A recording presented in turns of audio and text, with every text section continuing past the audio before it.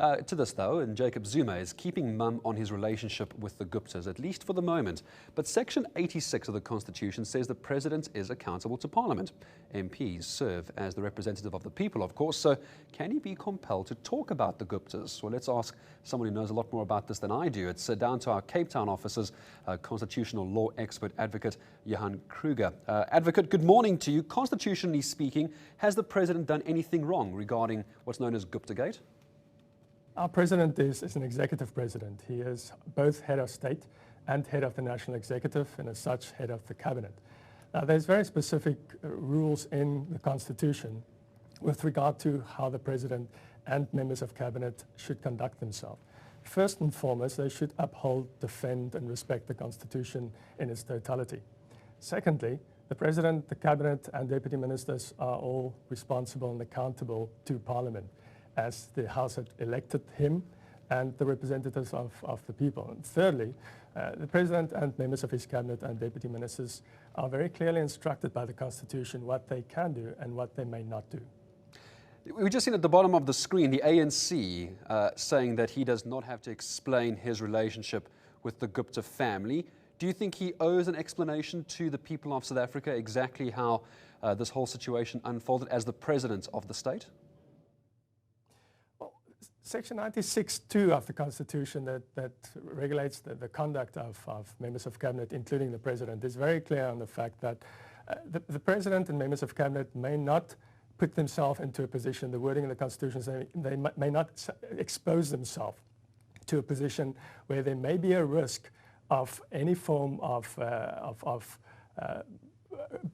interference between the office, the official position, and the private environment, the private relationships. And as such, there's certainly a risk with regard to this relationship between the president and the Gupta family that needs some explanation. As such, the president would be obliged to explain the matter to Parliament, to which he is accountable. Let me put this question to you then. What happens if the President, in either capacity as head of the ANC or as the President of the country, simply refuses to comment on this and lets us rather speak to the likes of Mac Maharaj? How do you actually force the President to come out with the answers that many people are looking for? What do you do? Well, one has to distinguish very carefully between the president being the president of the ruling party and the president being the president of South Africa, being the president of everybody in South Africa elected by the National Assembly. As such, he is accountable to Parliament, and he must account for his executive actions. He must account for any action that he may or may not have committed in terms of the Constitution or prohibited by the Constitution. Now, one such an issue could have been dealt with by means of presidential questions that haven't happened this term in Parliament.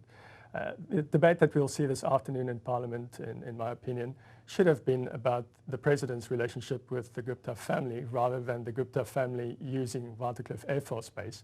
And as such, the President should have taken the opportunity to explain himself to Parliament and explain himself to the nation, especially in regard to 96(2)(b) of the Constitution that says there should not be any risk of any involvement between official duty and personal interest.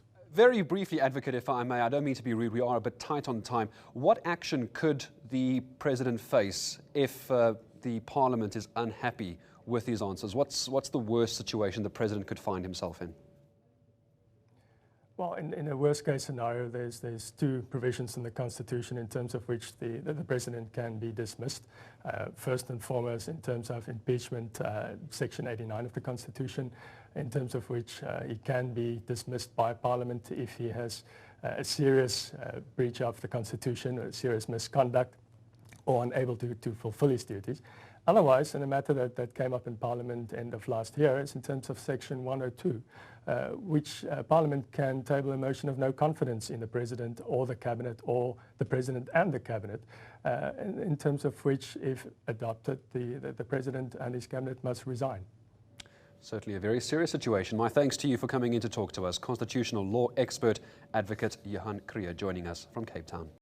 News that moves. eNCA.com.